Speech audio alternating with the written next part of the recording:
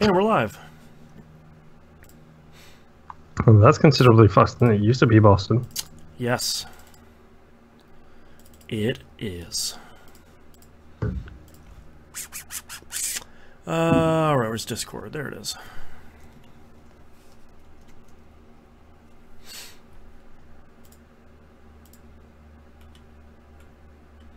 This game looks like so much fun.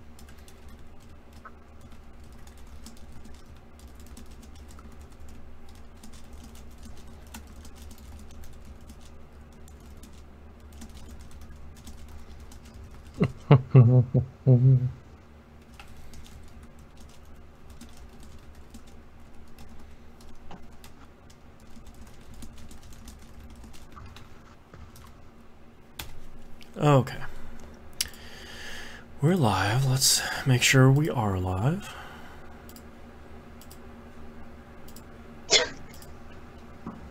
Oh, man.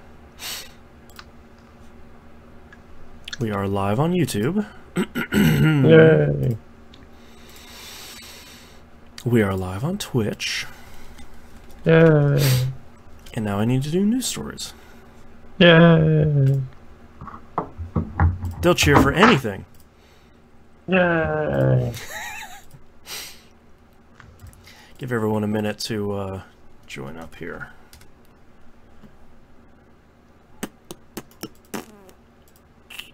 Read later. That guy. This guy. No phone. This guy. Yeah.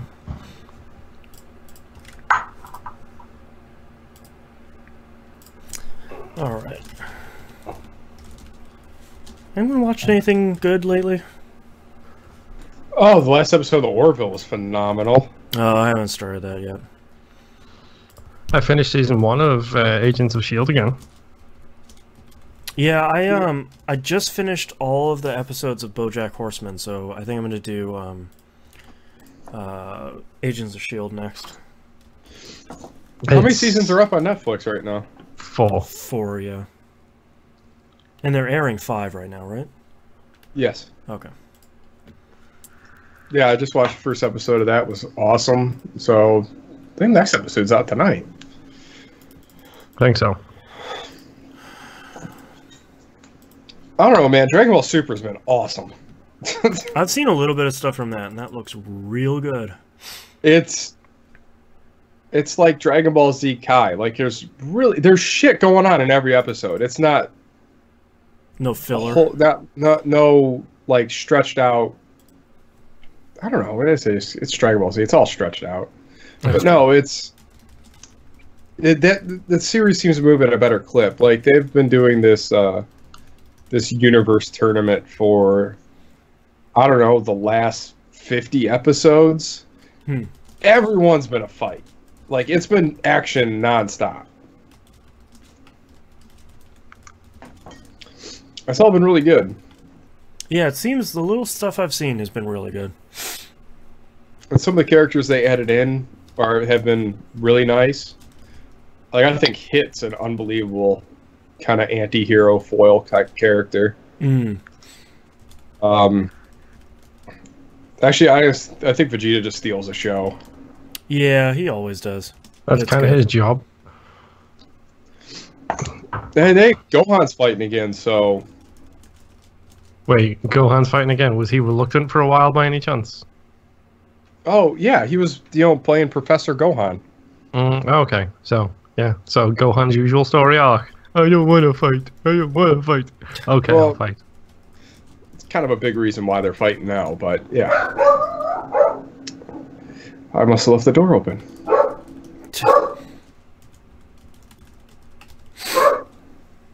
A bark. A bark. Samson?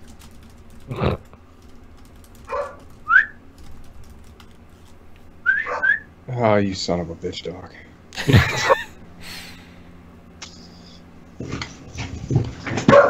Oi!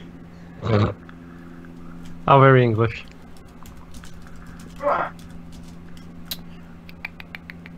That reminds me, at some point I need to call in the No Quarters cast folks and just leave a message full with it. Oi! Oi! Oi! Governor. You sniff around like you're gonna poop. Tell me.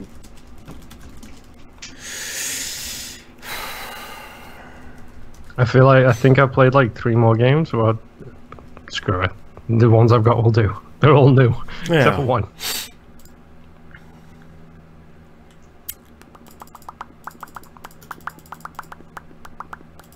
It's been a long day. Yes.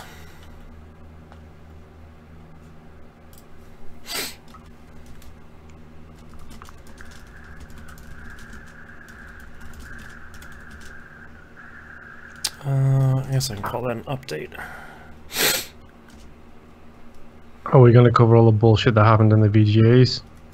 I have some highlights. Just like new stuff or big trailers. Cool.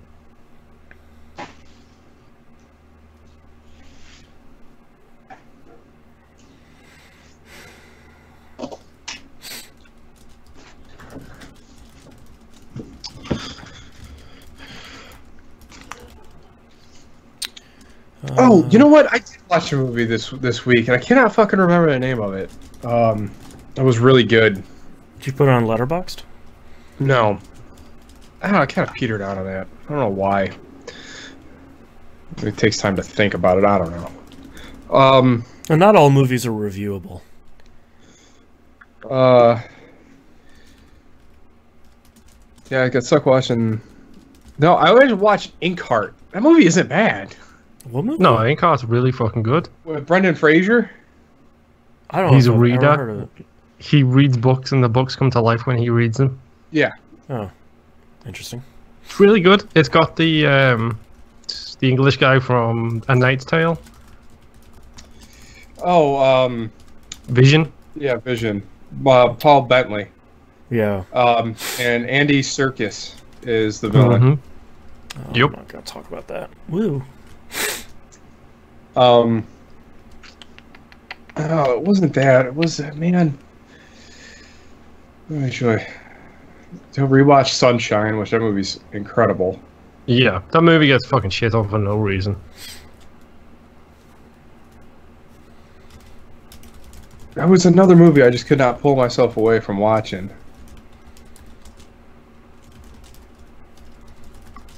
Oh my god! All right. Oh, it was. Oh, it's got Will Smith, Helen Mirren, Michael Pena.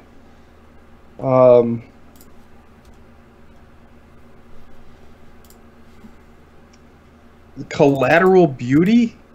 I have no fucking clue what that is. Yeah, I don't know that one. Oh my god, man! I'd be crying like a little girl. Oh, I forgot it came. I would recommend what I'm about to discuss for show notes, but I don't think we'll ever get to discuss it on the show. F1 got Formula One, the professional racing sport, got taken over by an American conglomerate midway through this season. They've redesigned the logo for next year. Okay. And they have Does it look like a dick? They have taken their inspiration from, I wish I could remember the name of it, but from the Wipeout design. Oh, I saw it. Looks cool. Really? It's literally, it looks exactly like the Pfizer logo as well. Yeah, it looks super fucking Wipeout. It's real cool. And the best thing is, the owner of the company who bought Formula One said that they need to take inspiration from places like Wipeout. Hell yeah, they do. Grav cars, let's do it. He literally name drops like fucking boosts in the race and stuff like that, which they kind of do a little bit now. Crazy. But my favorite thing is fucking like the team who designed it are just like, yeah, Wipeout was a video game future envisioning of where Formula One could go to. Sure. And if you watch that first Wipeout intro sequence, it shows the history of open wheel racing as it evolves into Wipeout. That's pretty cool. I was so pumped when I heard about it. I was like, holy fuck, they took designs now just to get the future sounds of London in on the act. Yeah, exactly. Alright, are you guys ready to kick this thing off? No, player unknown. I thought that comes out this week. Oh, wait, yeah, hold on. PUBG XBO. Thank you. I can remove that from this then.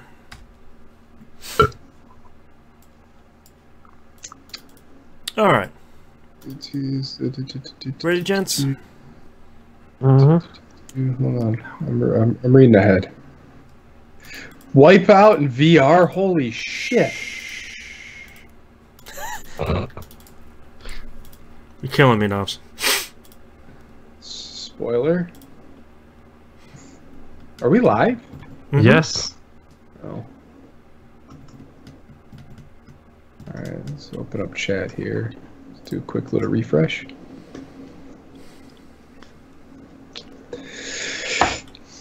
I think that's all the shit I played.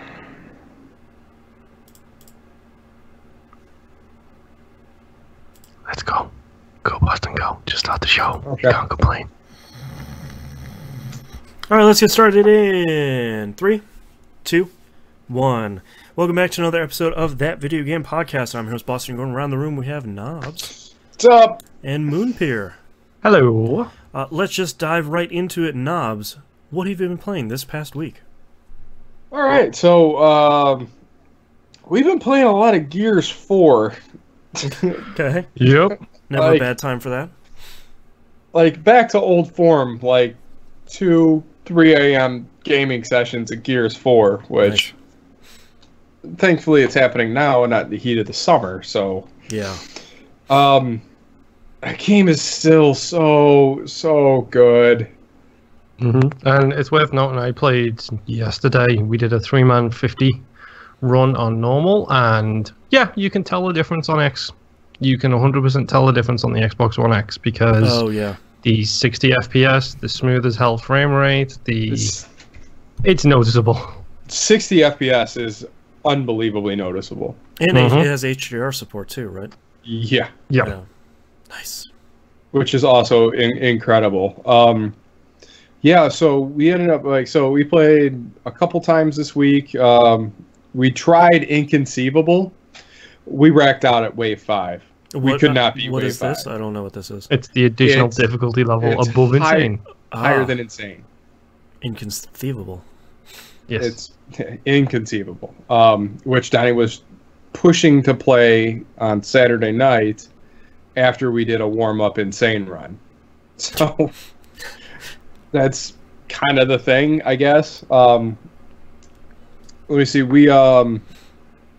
So Scott, Ian, Tomsy, and myself, we played 18 holes and then 50 rounds, and then 50 rounds of Horde, and the time it took the other 3 guys to beat 50 waves on normal. Jeez. So the entire time they're playing Horde mode, we're checking in to see what wave they're on. We're trying to catch them.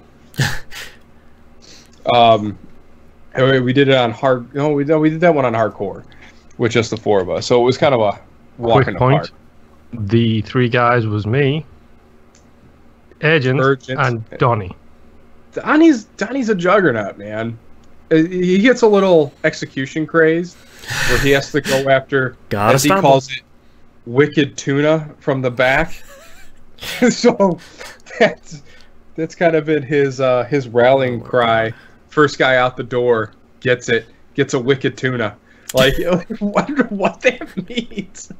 But it's the thing he's been saying lately. And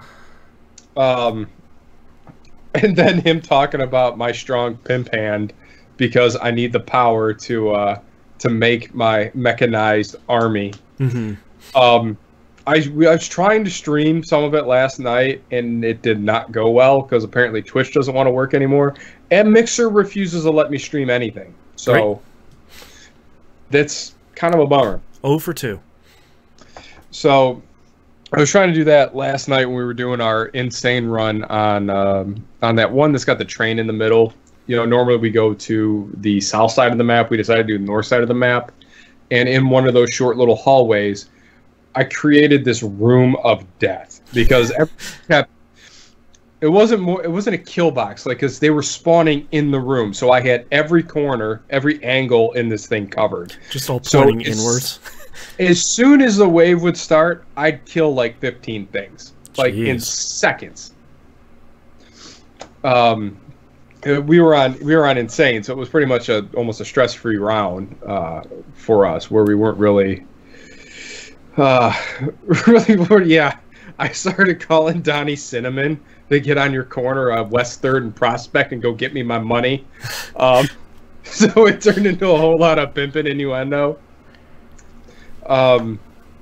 Yeah, so we had a ball, and next thing you know, we're playing the next Blood Drive. Yeah, that's the name of the map. Yeah, we did that one, and then we did someone in the little village is one we did too. But yeah, so having those cards leveled up to level 6 now, because apparently we've been hoarding scrap for so long, that we just create the 20 additional cards that we need. Nice. To level these things up. Except for the perps. Like, I haven't got any perps up that high yet. Because that would be a lot of cash. Yeah. Because I think there were like 600 to craft those suckers. Jeez. I don't quite have that amount. Scrap laying around. But yeah, so it's pretty much the mechanized show, because I'm averaging 740 kills per 50 waves. Jeez. I think I forgot. I should have took a note of the number of actual enemies I've killed, and I wish it actually broke it out to how many sentry kills that was. Yeah. It's in the tens of thousands. It's stupid.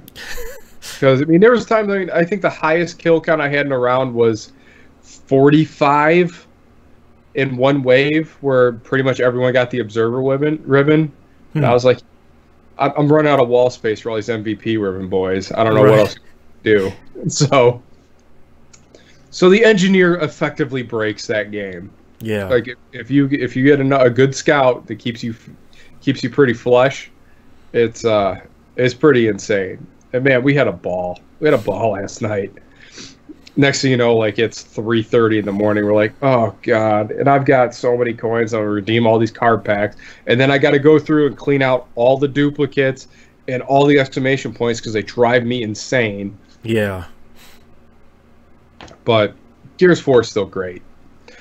And then we actually got a foursome together to play some the Golf Club 2. It was Scott, Ian, Tomsy, and myself played a quick foursome, and it literally turned into the first one to take a bogey was the one that lost. Oh man. I did not take a bogey and still lost, but I just could not hit those greens.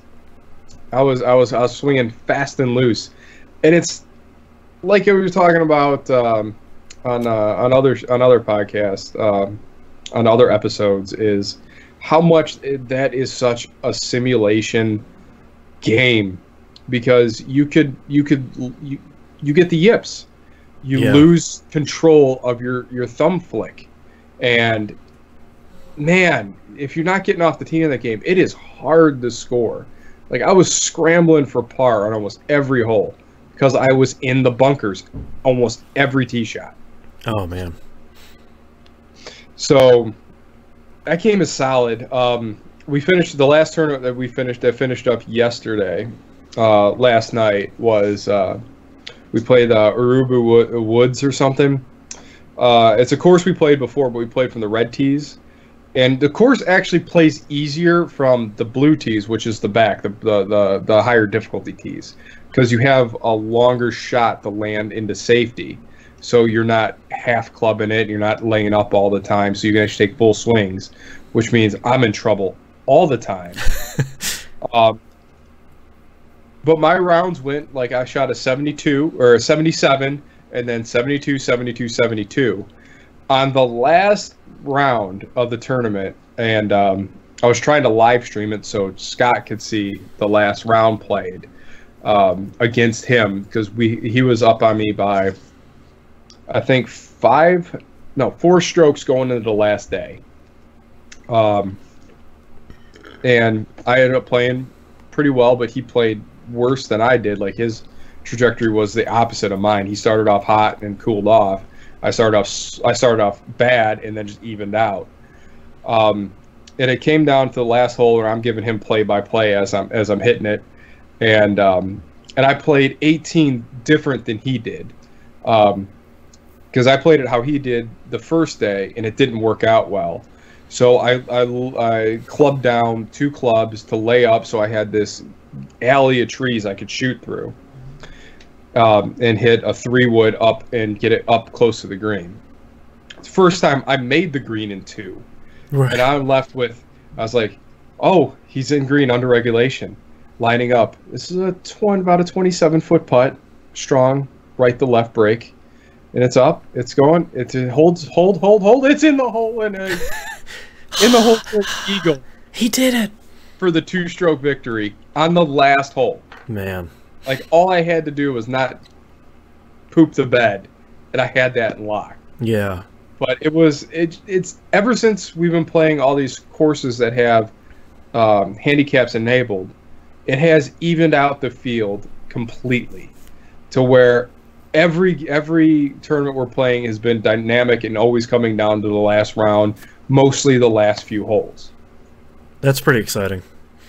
It's really good. Really need to get more people in the TVGP Springs Golf Club, because this has been a lot of fun. Yeah. Golf Club too, it seems has been really cheap often. So if anyone wants to pick it up, over the last couple of weeks, I've seen it for Xbox One for like $20. Yeah. That's a no-brainer. Yep. It's outstanding. All those courses are really good looking. Your play time is usually 20 to 30 minutes per 18. That's not too bad. You can literally get through an entire tournament in a little over 2 hours. So, and been trying to rack them out at 4 days. Yeah, 4 days to play each tournament. And we just recently upgraded the clubhouse again, so now we're at level 6 tournament, so now I can have a major tournament. I don't know what that means. Maybe it's more points. The FedEx Cup.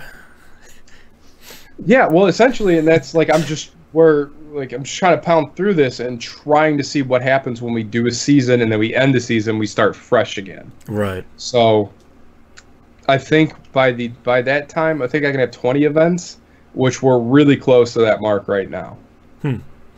So if we can figure out how that works and maybe get more on a more standardized schedule and try and keep more people engaged in playing, but Scott and I are having a blast. Like, yeah. It's even if it's just the 2 of us, we're still having a good time. And it's funny because it may have been because by the time I started instituting the handicaps, and everyone was comparing on how the scores were lying, like some people were shooting way over, and I was either on par or under. But once you get your handicap, it doesn't matter where you are as far as your skill set to my skill set. Right. And believe me, I've been throwing up the tournament before this. Man, I think I was like 40 over, and Scott beat me by 25 strokes, maybe even been 30. Jeez. That course had my number. Yeah. Like, I just could not shoot well on it, and it's just an outstanding game. Probably one of my favorites of the year. Yeah. And then I was looking for something to play, and I downloaded Enter the Gungeon, and that game's pretty awesome. Hold on. This is the last game I would have figured you would have just said. Yeah. Hold on. Let's rewind a second. Did Nobs just say he downloaded a roguelike? I'm so excited. Enter the Gungeon is really good. It is, and I'm horrible at it. Oh, yeah. I was garbage at it for a real long time. But yeah, like, I get it. I get that. I'm not a fan of holding right bumper to shoot. You can also hit one of the face buttons to do that too. I found that'll be a little bit easier. All the buttons on the shoulder are also on the face. Oh. So that's a little bit easier to like shoot, dodge, keep on moving. Yeah, because holding that and then doing the claw hand to maneuver around found a little bit cumbersome. Yeah. Because I ended up dropping the blue bullets, like using the blue bullet skill instead of dodging several times. Oh, the blanks? Yes, the blanks. Yeah. But Yeah, so I've been playing Enter the Gungeon. How far have you made it? Like, what's their furthest? Far. Okay. Not far. I got to the weirdly jacked crow with a Gatling gun. What? I don't even remember what his name is. The Gatlin bird or something. Yeah, Gatlin gull. Gatlin gull. That's it. Yeah. That's 100% it. So funny when he slides on the screen. It's just this yoked seagull. Well, no, he flexes it and then his feathers just pop off and then he's just boof. It's so good. One of the tips they don't really tell you is this is really hard at the beginning, but it will become easier over time. If you beat any of the bosses without getting hit, they give you a health upgrade. So you get a whole additional health thing. Oh, so I should work on that. Yeah. Good words of the term yoked, though. I like that. It was good. I'm glad you're enjoying Enter the Gungeon. I thought you would, and I'm excited for you to kind of start diving deeper into that. Yeah, so I'm gonna work on that one a little bit.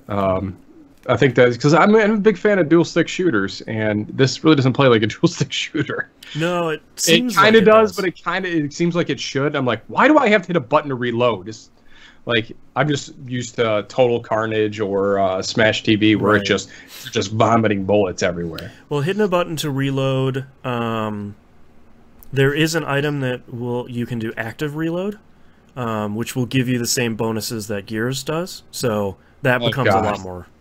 Oh, I need There's that. also a gun in the newest. I played this on PC recently, and there's a new gun. It's like the Totally Rad gun, and every time it has built-in active reload, and every time you hit it correctly, it does in like a totally 80s voice goes tubular or radical, and if you miss, it goes bummer. It's real good and real dumb. But yeah, no, that game looks cool, and I like the bullet characters. Like I'm really enjoying shooting those things.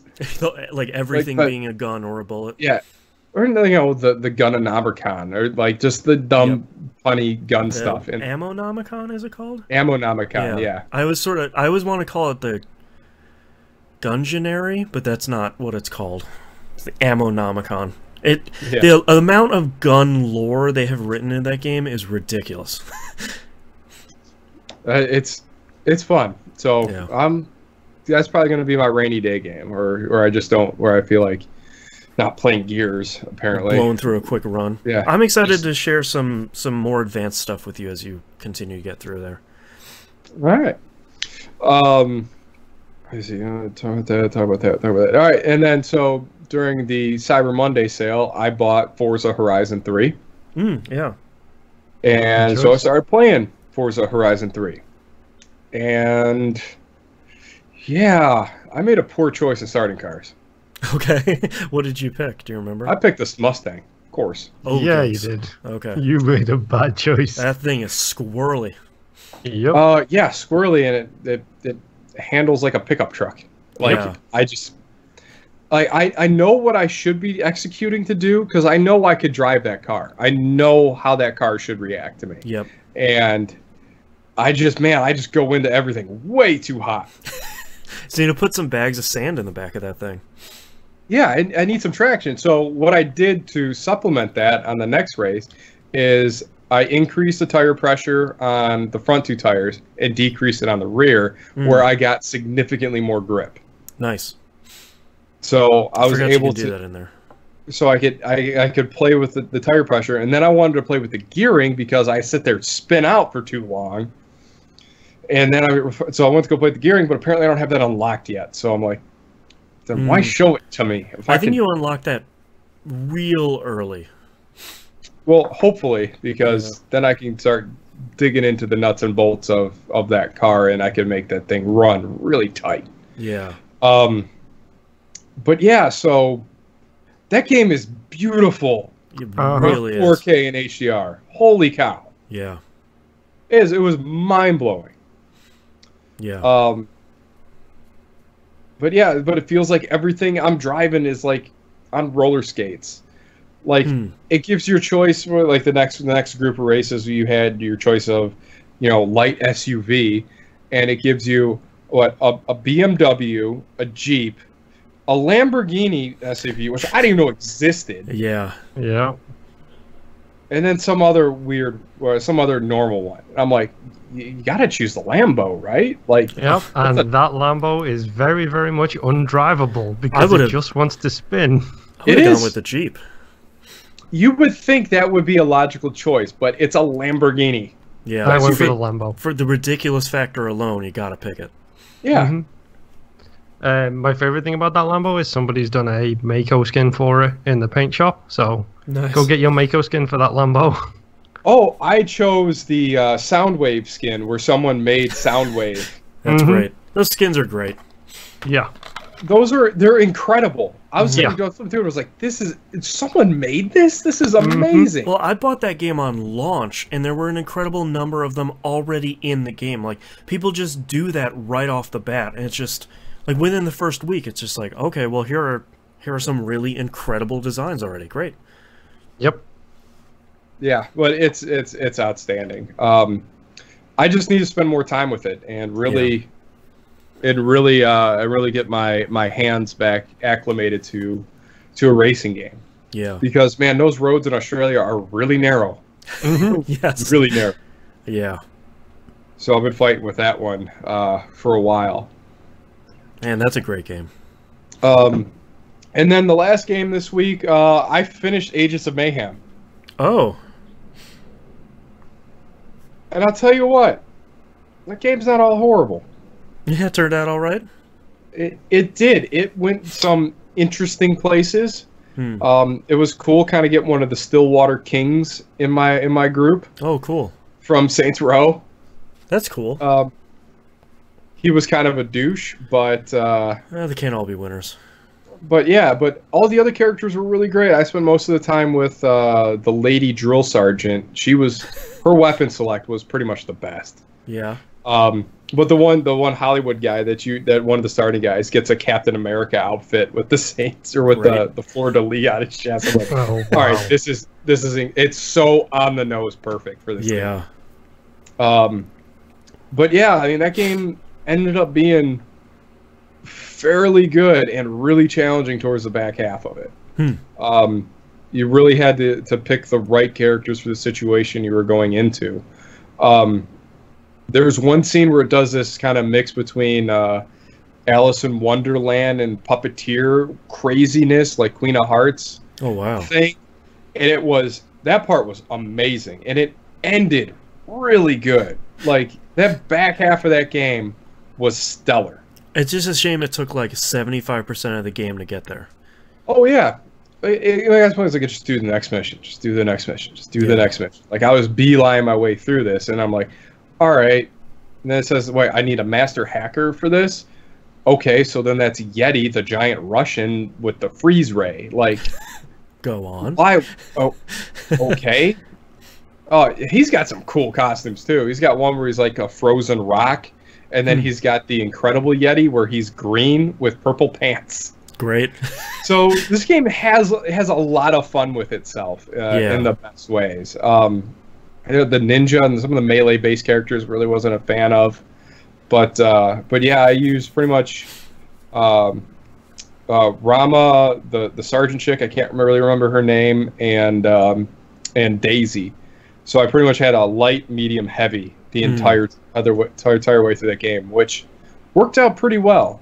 And if you're in a situation where you don't have the right character out, the other guy's like barking at you. He's like, "Hey man, my arrows will go right through these shields, like no problem." Like, that's no interesting. Problem. Yeah, and then, like there's a whole bunch of upgrades and things and stuff that you earn through that game, and finding these the little shards for your power-up cores. Then there'd be 350 of them. I think I found like 90, and they are in devious spots. Like the only way I found a couple of these, I fell off a building and landed next to one. Like, well, that'll do it. Another thing I didn't learn until later in the game is using your location pulse to find areas that, like elevators, to get to the top instead of just scaling like one floor at a time on the outside of a building like Spider-Man. Like that was, I was like, man, there's got to be a faster way up here. And there's like all these green arrows pointing up. It's like, oh, all right. Oh, whoops. I think elevator top of this sucker. But yeah, it does, and it also does another really cool thing with an AI character, which was surprisingly really eloquent. Like a lot of it is like your 5 basic emotions, where each phase of this one AI, who was a K-pop star. Great. and the Justin Bieber-esque character August Gaunt was just, I mean, some of this stuff it's genius. Yeah. I just wish it was wrapped in a better package. Yeah. But yeah, so it's I would say that's a good $30 title. Like, you could have a lot of fun with that game. There's a lot of meat on that bone that I left there just to get through it. It sounds like it might be even better if you have, like, at least one other person to play it with. I don't know if there's co-op in that game. I did not check. I thought there was. If there is, that game has potential to be amazing. Yeah, I'll look it up. Man, if you had 6 people running around, oh, that'd be something special. Like, each character has their own roster of 3 to do, but yeah, man. It does not have co-op. Oh, well. Okay. Well, baffling decisions for 1,000, please. Yeah. And that game just screams co-op, too. Yeah. But yeah, so it has all these online bounties, and then you have other submissions and stuff, but all earning extra points and gear. Like, there's a whole crafting section I didn't even get into. But as a whole, the characters were good. By the end, the story ended up being really, really crazy. Just crazy enough. Yeah. Like, jumping through time rifts and stuff. It was really neat. Like, again, like, you know, what sucks is the last 2 sets of missions. So probably the last maybe 5 hours of that game was outstanding. The previous 20 was just rote. Like, it was just it's as middle as road as it gets. Yeah. That's a shame. Oh, Agents of Mayhem bag. Yeah. Right. Anyway, anything else you played this week? That's it. All right, Moonpier. What's on your list? Okie doke. We'll start with Tacoma. Tacoma. The sequel to Gone Home from the Fulbright Company. I didn't know they were the same team. Exact same team. Interesting. I didn't play Gone Home. Don't look at my... Like, I own it. I've never actually sat down and gone through it. It's really interesting because it's a first-person story-based game. It's an adventure game, whatever you want to call it, walking simulator. You are sent to a space station, the space station Tacoma, funnily enough, to figure out what happened, to go and retrieve the AI and... Pardon? Sorry. Spoiler, aliens. Yeah. You are sent to go and retrieve the AI from on board the Tacoma, and possibly one of my favorite things about this game is you can actually play it and not get any of the story. When you first land on the ship, you get a tablet, you plug it into the wall, and it gives you a progression bar of how far along the download is in that section. Once that's done, you go to a different section, you download again. Once that's done, different section, download again, then you pick up the AI. You can stand there and just look at that progression bar, and it will fill. And you can just take the tablet off the wall and then walk to the next section and not actually delve into the story at all. That's interesting. However, I do recommend you do get into the story. It's a crew of 6, I believe, on board this station. It's set in the kind of near future, where we have already got resorts and casinos in space orbiting the Earth, and they are each overseen by an AI. And there is a really interesting corporate / workers storyline going on, but also the six crew members of the Tacoma. You have to find out their backstory as well. You don't have to, but it's really fun to do so.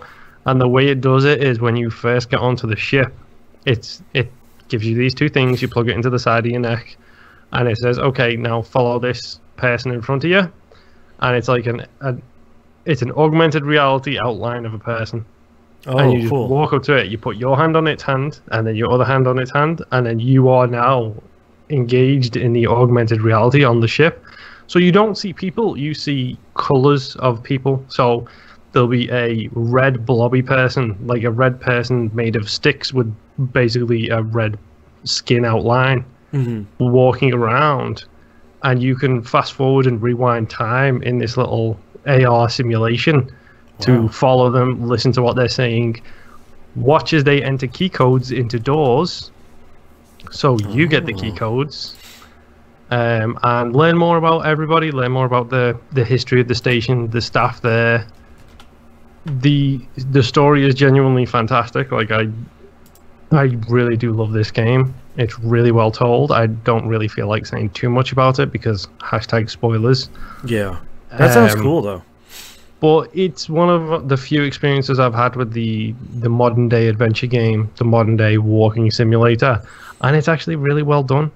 I genuinely loved a couple of the characters by the end. There was some attitude in there. There is the chance to learn a lot more about their backgrounds and their history as you're going through. And I would definitely recommend it. I don't think it made as big of a splash as Gone Home did, because it came out and it was basically, I think the general consensus was more of the same. Yeah, but like it's good. Yeah, but when Gone Home it was related as like a genre-defining game. Right. More of the same can be a big step down. So I loved it. I genuinely enjoyed it. I love the voice actors. I love the story told. I love they won my heart completely when it's just like Gone Home. You can pick everything up. You can examine it. You can look at the food. You can look at the drinks and stuff like that. And it's all in space, so it's all squeezy bottles for drinks. Nice. Like there's a squeezy bottle with a picture of a champagne bottle on it to let you know that is space astronaut champagne. And I picked up a book and I tweeted this image because I think it's a deliberate reference.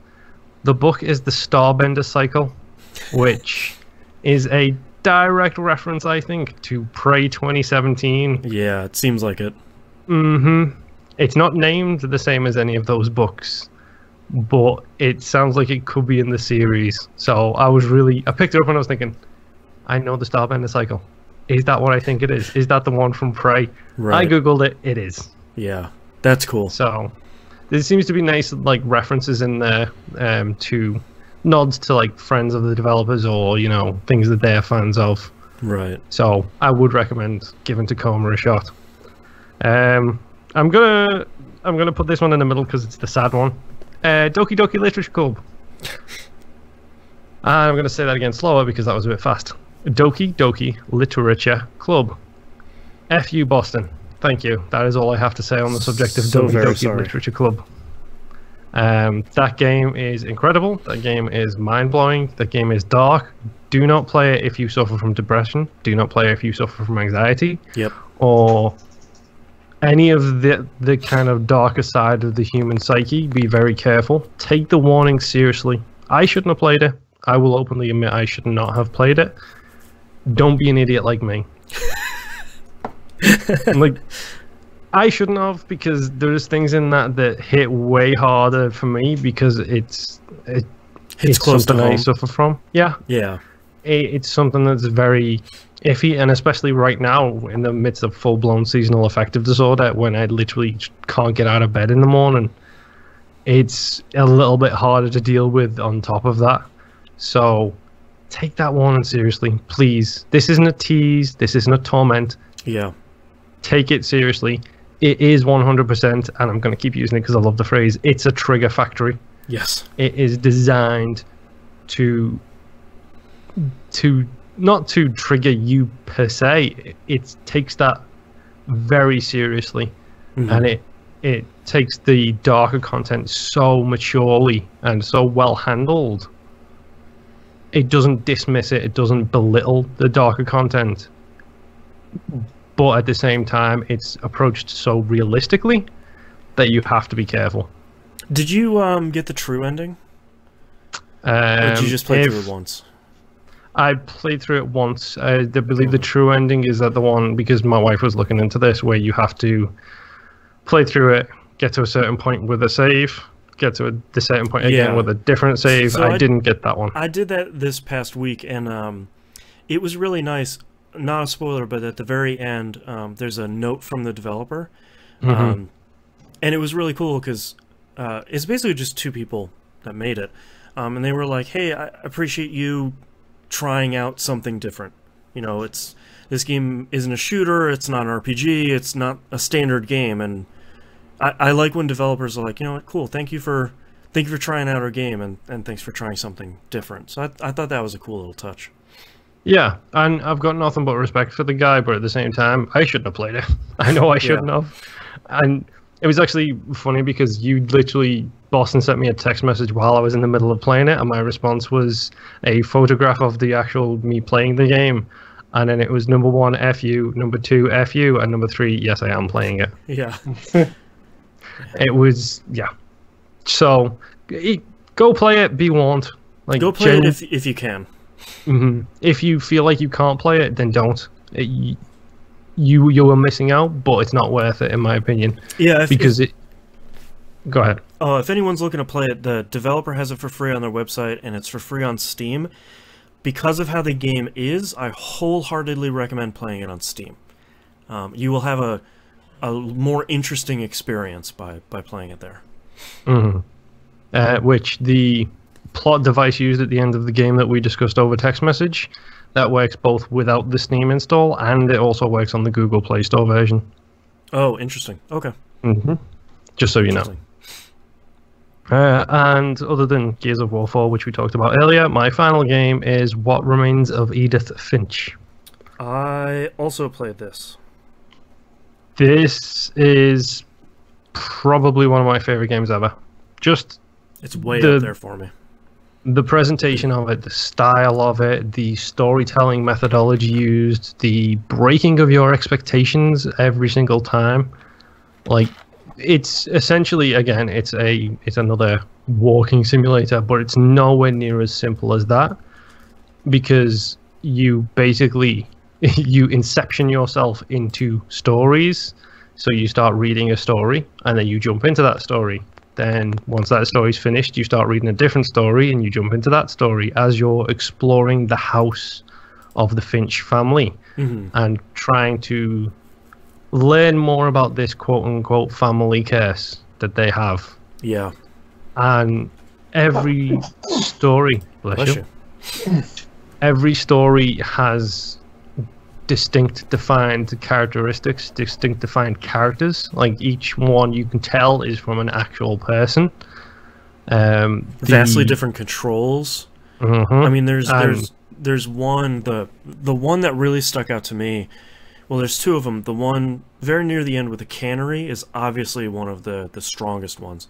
The one I thought was really interesting was Barbara's, with the one about the scream. I don't want to say where it takes place. The scream. Yes, I think even that is a cool thing. But it goes so many different places, and it takes so many different ways of telling its story, and each one of them controls in such a cool way that it's just like, the one I'll talk about is a really early one, where you're a kid swinging on a swing. I was going to say the swing is the best example of this, I think. Yeah, and it's like, when you start swinging, you're moving a character, so you're moving the left stick, and you're sort of bending off to the side because you're just using your left leg. And eventually I figured, I have to swing both sticks back and forth to swing both of my legs. And I was like, oh, okay, that's kind of cool. Yep, the exact same thing happened to me. I started curling to the left, and I was like, why am I curling to the left? Oh, two legs. Okay. And no explanation. It just plops you in there, and you figure it out very quickly. Yeah, and so many of them are like that, where you go in, and it doesn't really tell you anything, but just for a couple of seconds exploring it and just putting your hands on it, sort of like, oh, okay, that, because there's really only one action button, and then you use the 2 sticks. So the amount of input you have is limited enough that you can sort of play around with it really quickly and say, oh, okay, now, all right, now I know what to do. Cool. Yeah, and like the presentation of that game is incredible as well. Like the style of the subtitles in the game. That like, surprised me. I had no idea that was presented in the game like that. I was like, oh, this is really the cool. very first one you get. It's put in front of a path. It's not the very first one, but exactly enough. It's put in front of a path, in front of a tree, and the path forks left and right. And as you walk towards the fork you want to go down, the subtitles bend around the tree before they shatter and then dissolve into space. Yep. And it just keeps doing that presentation-wise over and over and over again. It's so fantastically done. And, like, I've not really had a whole lot of experience with these type of games, and I think I've made a mistake because I seem to be playing the best that the genre has to offer. It's only downhill from here. Exactly. Yeah. Can I really go and experience another visual novel after Doki Doki Literature Club? Right. Well, you can, because almost all of them are happier. And I think the great thing about they're sort of dismissively called walking simulators. I think they're adventure games. The great thing about these is I played Edith Finch in one sitting. Because it was like 2.5, 3 hours. I did it after everybody went to bed, and I just sort of knocked out another game. And I think that for me is one of the stronger points. I love playing longer games too, but sometimes being able to sit down and start and finish a game in one sitting is pretty great. Yeah, I think I did Tacoma in 3 sittings. I did Edith in 1. I did Doki Doki in 1. Obviously, a bit of a mad rush for Game of the Year. Yeah. Spoiler. But it was just genuinely fun with Edith to sit down, start it, get all the way to the end, and then think, that was an incredible experience. That is some of the best storytelling I have experienced in video games. I really want to go back through and get all the trophies and achievements, because there are a couple I missed. I'm going to. I can't help myself. I did the same thing with Tacoma. After I beat Tacoma, I was like, well, let's see these achievements, and a couple of them are just really funny ones. Yeah. Like rebuild a sign on a wall. Things like that. It's really, really cool. But yeah, What Remains of Edith Finch. Great game. Thank you, T-Bomb, for pushing me hard into that. Yes. And then Moon pushed me. So yeah, that's all I've been playing this week. I built a new computer this past week. Yay! Enough trials and tribulations and shopping at Fry's for PC parts, which I will never do again. Oh, that's right. There's an actual Fry's store out there. Yeah, it's a nightmare. There's no Micro Center? No, God, I wish. I went to... Real short story. I went to the computer parts section, where they have like the RAM and the CPU and like the fans and the cases and everything. And I eventually had to ask one of the guys there, I was like, where are the video cards? Like, I've been up and down these aisles. He goes, oh, well, they're not here. And I was like, why? He goes, oh, they're over by computers. I was like, that's a different section? He goes, yeah, it's just take this aisle, go all the way to the other side of the store. And I go over there, and computers means laptops. And there's like, it's like headphones and keyboards and mice, computer chairs, and then video cards. I was like, okay, I would not have guessed that, so let's buy my video card. I bought the store layout was done by an idiot, basically. Basically, yeah. Headphones are over by the jogging supplies. Yeah. Right? Oh, right, of course. I did unfortunately get to look at a Samsung QLED TV, which mistake. I really want. I cannot afford it, but I want it. So I picked up my GTX 1060, which I'm so far very happy with. And I thought, I need more RAM, because I only bought 16 gigs. I really needed 32. So went back to that previous area I was. They don't have RAM sitting out. Obviously, they're very small, so they can be easily burgled. But I had to take a sheet like I'm at Toys R Us in the 90s to get a video game off of the wall and then bring it to one of the guys, so then he could print something up so I could bring it to the front register so they could go in the cage to get me the RAM. Oh, wow. An hour and a half later, I bought RAM and a video card. That is way too long for that expedition. Wait, and like, they didn't have the brand I like, which is G-Skill. So he's like, well, we have Viking. And I was like, I don't like Viking. He goes, well, we have Corsair. I was like, Corsair's fine. He goes, we have Crucial. I was like, oh, I could get with Crucial. I could buy one of those. Oh, the only ones we have left have white LEDs on the top. I was like, of the RAM? He goes, yeah. I was like, fine. I don't care anymore. At this point, like, it had been a solid week of me trying to get a video card from an Amazon seller. Yeah, that was kind of funny. I'm not gonna lie. When I asked them where my video card was, they canceled my order. And I was just like, the what? And they go, oh, well, we don't sell the parts. We talk to our distributor, and they ship you the parts, and our distributor doesn't have any left. It's like, you took my order. That's not how this works. You took my order, which means you have one. And now you don't have one.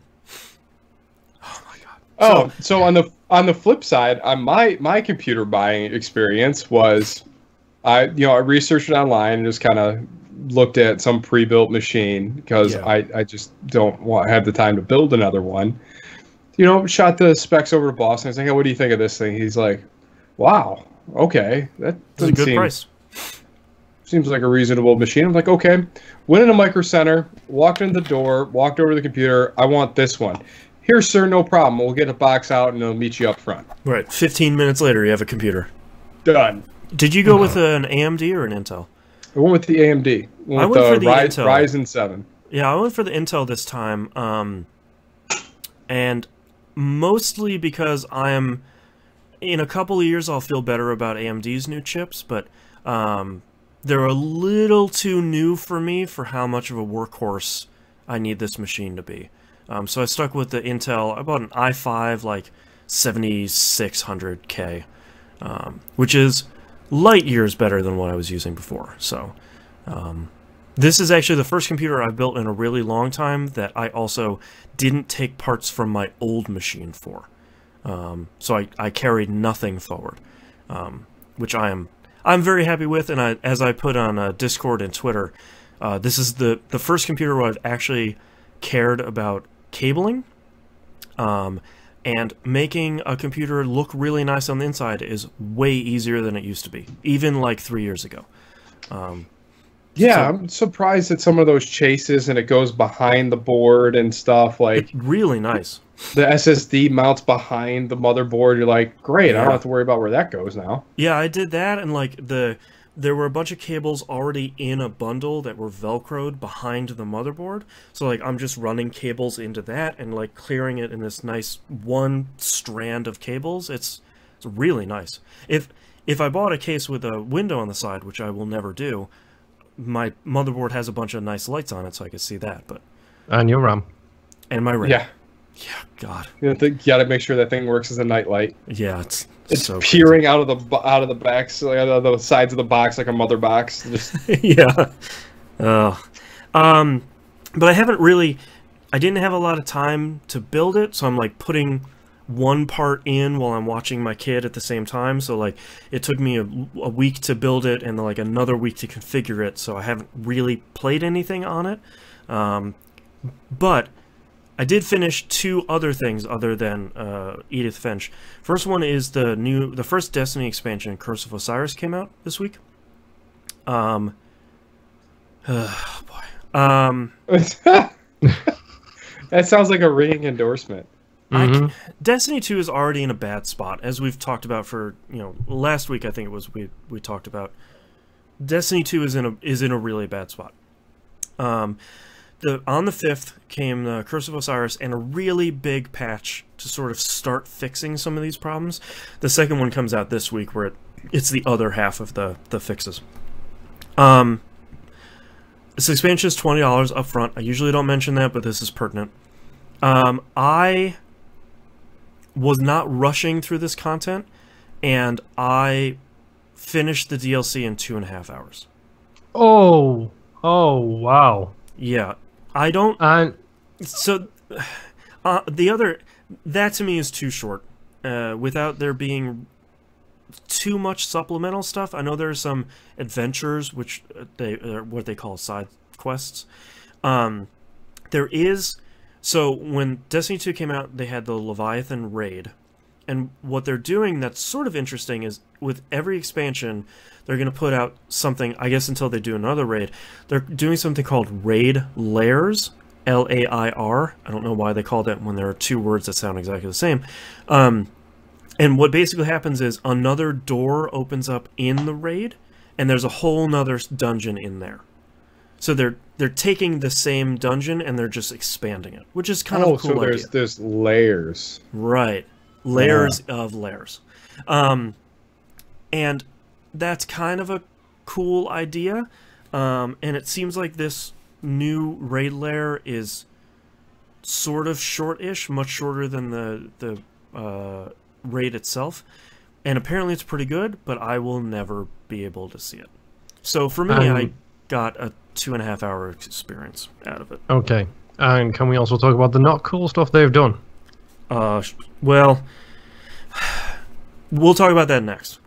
Okay. My one real big disappointment about this, and I'm going to get hate mail about this, and I don't care because I'm already in a bad mood. I dislike when companies like Bungie or Apple come out and say, we've created something brand new, and it's something that everybody else is doing. So they've put something in this called the Infinite Forest. And what it is it is a procedurally generated dungeon. Except, of course, because it's Bungie, they say, oh, well, it's not random, it's not procedurally generated. We just use an algorithm to generate a dungeon based on pre-made tiles that our artist made. Which is procedural generation. Yeah. That's also every single roguelike for the past how long? Right. Like, since Rogue. You know, in the 70s, 80s. Zyra Smith in chat asks, how tall is Moonbeer? Does anyone know? 6'2", I think. There you go. So... Where was that question from? I don't know, I felt like reading that one. That was an interesting question. So, the story primarily deals with the Guardian Osiris, who in the majority of the first Destiny, in the Grimoire cards, which are sadly missing in Destiny 2, Bungie, was always teased as like the greatest Guardian that had a fall from grace. He disagreed with all the other Guardians, and they thought he was crazy, so they basically booted him out, and he disappeared. And he was the teacher of the Warlock, Ikora, and you get a lot of backstory on both of them. A lot of it is pretty good. And the final boss battle is kind of like a mini raid boss. And it was actually pretty good. The problem with that, though, is every other mission that you were going into in the game, so a total of 4 missions, was in the Infinite Forest. Oh, wow. And it's not that different.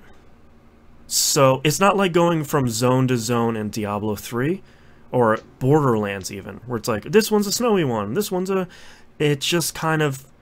It all has to deal with the Vex, so it all looks like Vex architecture. And it's all... I hate the Vex architecture. Yeah, it's fine, but... So the Infinite Forest is the beta for the DLC, is what you're saying? The thing is, I sort of don't get it, because it could be really interesting if there was a scoring system if you were going through with your friends. There isn't, because you could do some sort of competitive co-op there. There's no, like, speedrun mode, which would make it kind of cool. There's no endless mode, where it's like, it gets harder and harder and harder until it kills you and you get reward. There's none of that. It just sort of 3 or 4 areas that are procedurally generated that look the same. And for some of them, unless there's what I did for the last one, if there isn't a red gate at the end of this area, you can just run through it. You don't really need to kill anything. Okay. So... Swing and a miss, Bungie. It's unfortunate, because it's being... You don't need to do the one mechanic the game centered around. Yeah, and it's really a bummer, because it's easy to compare this to the first expansion that Destiny 1 got, which is the Dark Below, which was also pretty short, but came with a full raid, and came with a whole bunch of changes, and came with a whole bunch of like new weapons and stuff. This does come with a new season for clans, which is sort of interesting, but nobody's playing the game anymore, so the clan has sort of hit a standstill. Because unless you're like me and you have the season pass already, nobody's buying this, because Bungie isn't fixing the problem. So, yeah. And they're making more problems on top of that. Yeah, so what Moonpeer was talking about is something that a lot of MMOs do and what Bungie has done before, but never this fast. Where, yeah, that's the issue I have, is the speed of this. Yeah, what Bungie hasn't done in previous games and is trying to do now is they're trying to take all of the content that's in the game and raise it up to the power level / light level that everybody can get to now. So they're bringing it from 300 light to 335, something like that. So they're taking the raid, and it goes from like, it was 270 before the expansion launched, and now it's 320, 330, something like that. So they're taking all the content and they're making it hard so that you don't outpace it immediately as soon as you start playing the DLC. The bad part is that if you didn't buy the DLC, you can't play any of that. They have locked you out of that immediately. The raid, heroic strikes, some of the original strikes, some of the exotic quests you can't do anymore because you don't have access to that. Like, the idea of them locking out players from playing the new content is understandable, because you have to buy the expansion to get the new stuff. That's a fairly common thing. But unfortunately, you can't say, here's a 2-month-old game that maybe people are buying now, that they can't play half of the game because you didn't buy the game and the DLC, or the game and the season pass. That sucks. Yeah. Just flat out, that sucks. Like, there's right no before reason the holiday season as well. Yeah. When people are likely to get this as a gift. Yep. Mina and asks, like, equipment level, is that rating for difficulty? I didn't get in Destiny 2, so I'm trying to figure the number out. Yeah, it's basically an average. Your power level is an average of all the strength of your weapons and your gear. So basically, it's really just every activity has a power recommendation on it, and it's really just, hey, am I this number or higher? If you're lower than that, you're just going to get the crap beat out of you. So you can easily tell, you know, oh, I want to do the raid, I have to hit power level 300 before I can be competitive in there. But it's a bummer. The whole thing is just a bummer. And Destiny 2 continues to be a severe disappointment, especially on the heels of how good Destiny 1 became. And at this point, you might be better served just buying the Destiny 1 collection for $30 and just playing that, because there's a lot of content there. Mm-hmm. And a lot of it is just really well tuned and smoothed over.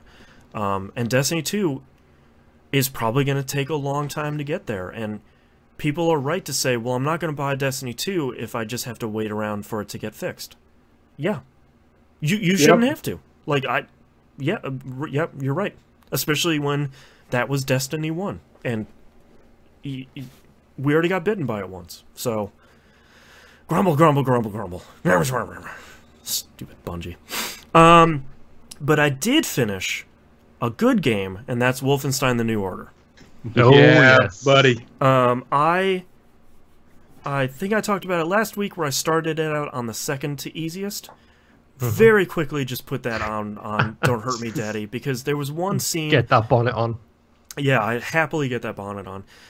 There was one scene where you storm a building, and there's like one of the walking robots at the end, and I was like, okay, perfect. There's a second floor, I can go up there. There are Nazis everywhere. Every time I would go there, Nazis coming up behind me, appearing in front of me. As soon as I put it down to the last one, I'm like triple shotting enemies. I'm like, oh, this is great. I'm just mowing through fields of these dirty Nazis. It's so good. I I probably don't have to tell you that Wolfenstein: The New Order is incredible. Yes. I think any nitpicks I have are really small.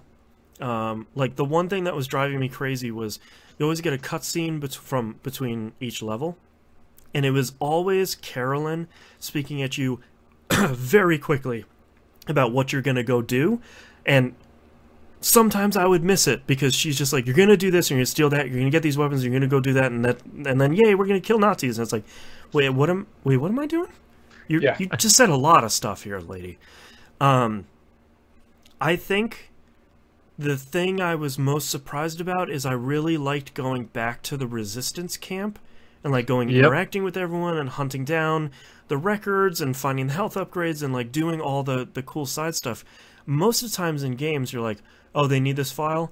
All right, I'm just going to go pick it up and like, everybody get out of my way. I'm just going to bring this back to Anya. But that was pretty cool. And the whole cast of characters was pretty cool. There's so much stuff tucked away in every nook and cranny of that place. And did you do the acid trip? Oh, the nightmare? Yeah. Yeah, where... No, the acid trip, where the dude's playing the guitar. No, I didn't do that. I think did you pick Fergus? I think you picked Fergus, didn't you? I think you only get that if you pick the other guy. Oh, well, I won't get it because the other guy sucks. What, the hippie guy with the headphones and the guitar? Yeah, he's not in my game. That must be the Wyatt timeline. He's in the Wyatt timeline. Yeah. Oh! Yeah, I got in Fergus's timeline. Yeah, I got the Fergus timeline. Oh, you missed a crazy moment. Yeah. No, I did do the nightmare, which was let's play through Wolfenstein 3D's first level, and I forgot that first level is long. Wow. Yep. Yeah. This was really good. I thought overall the shooting was competent, not super great all the time. The cover system was pretty good, but a little too touchy. When you're popping up and behind, you have Moonpier rocking back and forth around corners. I have played this so late that a lot of the oh my god moments have been spoiled already, like going to the moon, which was still a pretty cool scene. His reaction to landing on the moon is like, holy crap. Yeah. I'm on the moon. There was only one part where I got horribly lost, and that was during the train crash area, where it's like, you need to get to this car, and I'm like, oh my god. Yep. I don't know how, but sure, let's do that. I spent way too long there. Yeah, game is great. BJ is great.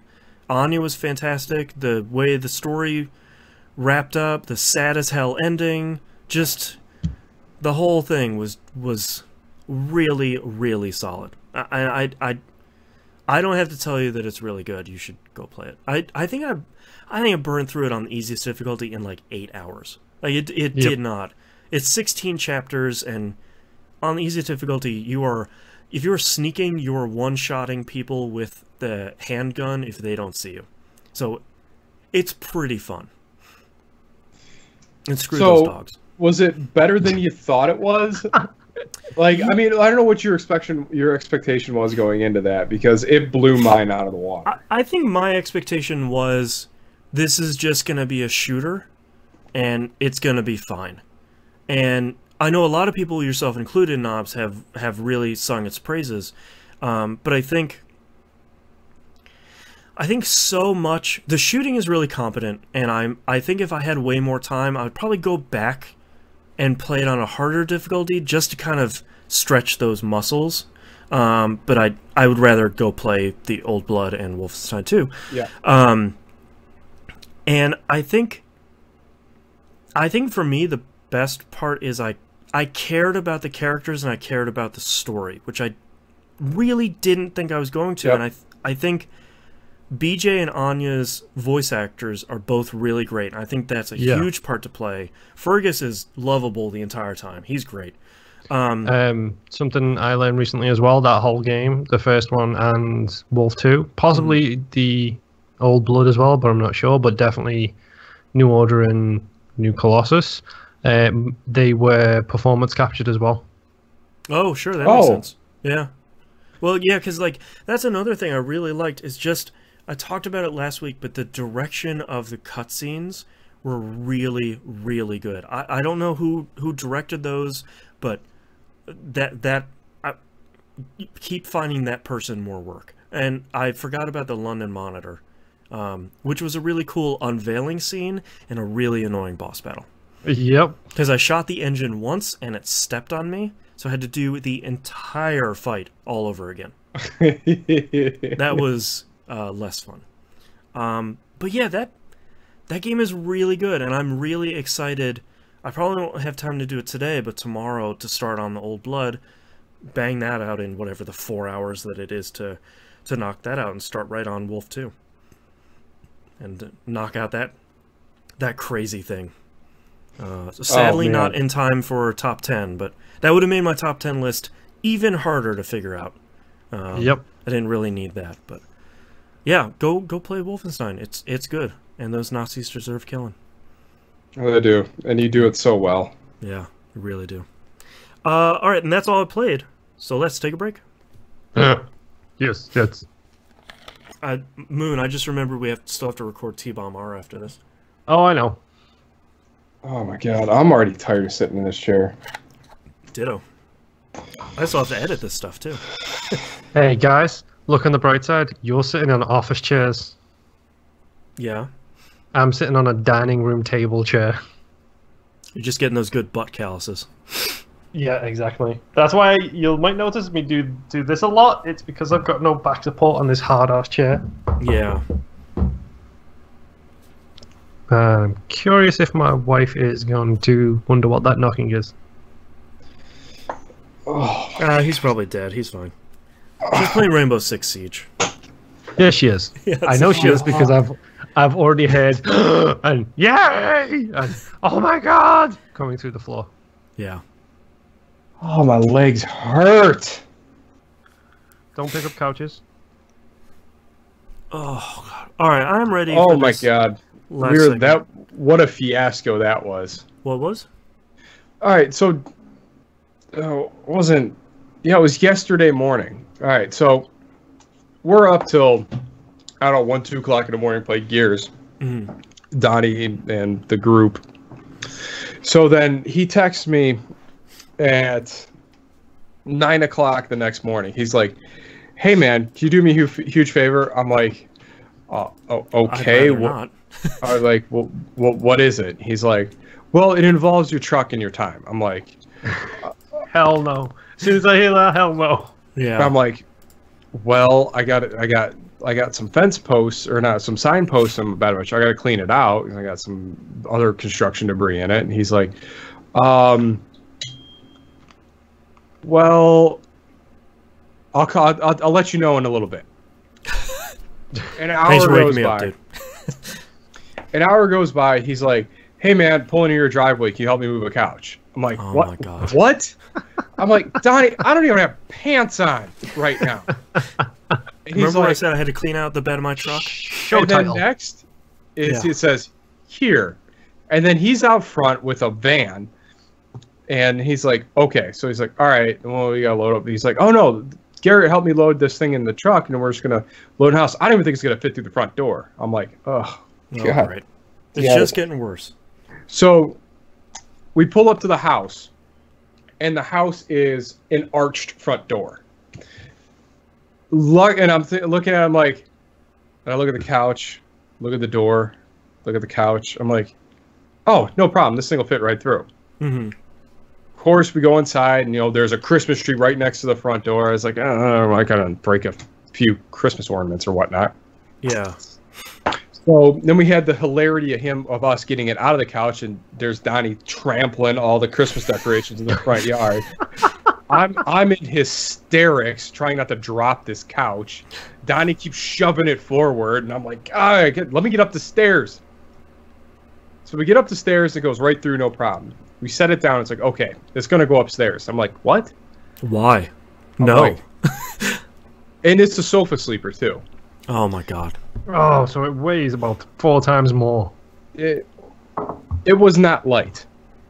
And, he kept dropping it and whatnot and holding all the weight, whatever. So like, okay, so we get up there, and so we get there, and they're like, okay, where's the stairway? He's like, well, it's right in this hallway up these stairs. And this is the narrowest door I have ever seen in my life. It's a Willy Wonka door? It's like my shoulders would touch both sides of it. The hallway is square to the size of this door. So it's square, square, square, and the door swings this way, like out. So if we get it up in front of the door, there's no way we could tilt it to get it through the next door frame. And I'm like, Donnie, this ain't gonna work. And he's like, no, we got through the front door, no problem. I was like, Donnie. Doors are different, Donnie. I love Donnie. Oh, shit.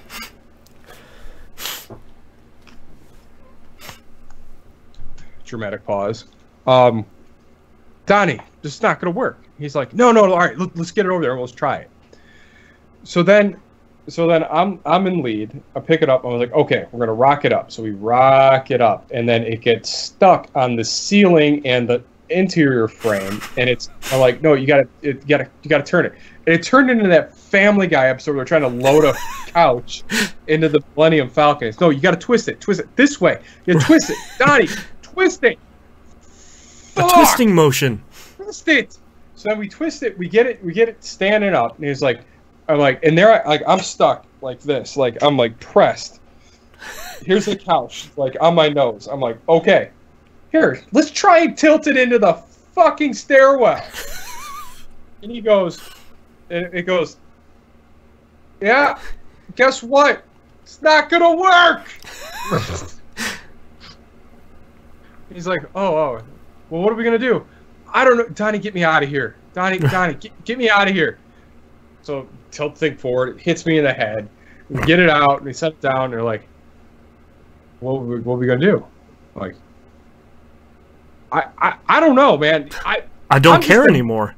I'm just the muscle. Yeah. I'm done thinking. I told you what was going to happen.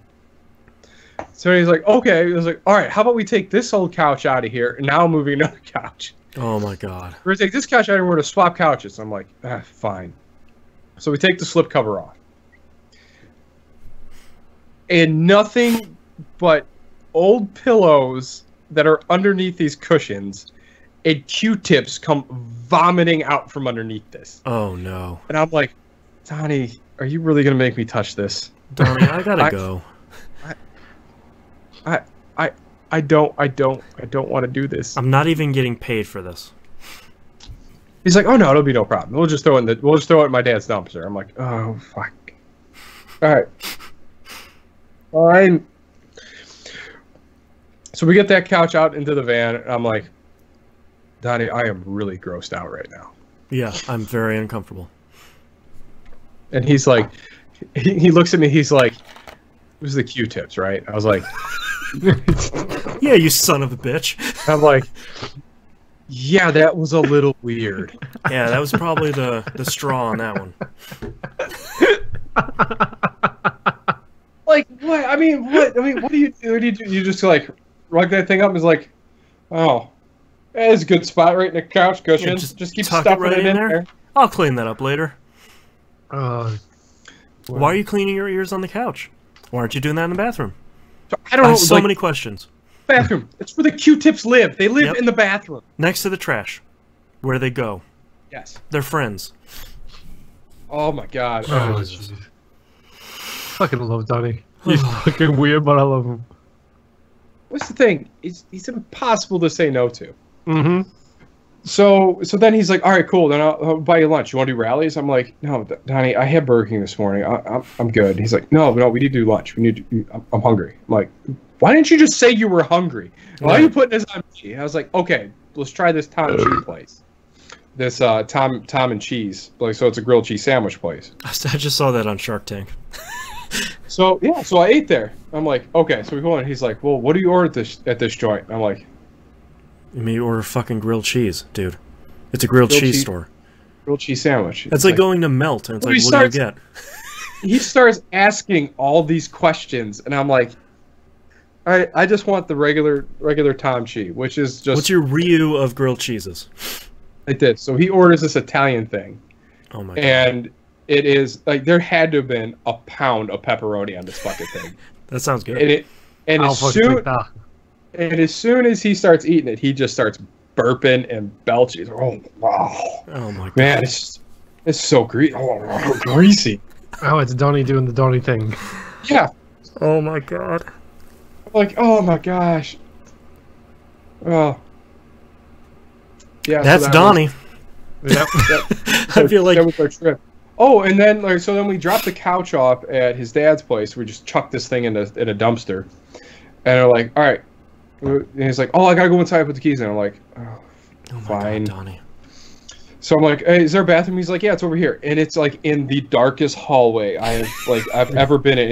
It's 10 o'clock in the morning, and it is pitch black in this hallway. It's Resident Evil 7 back there.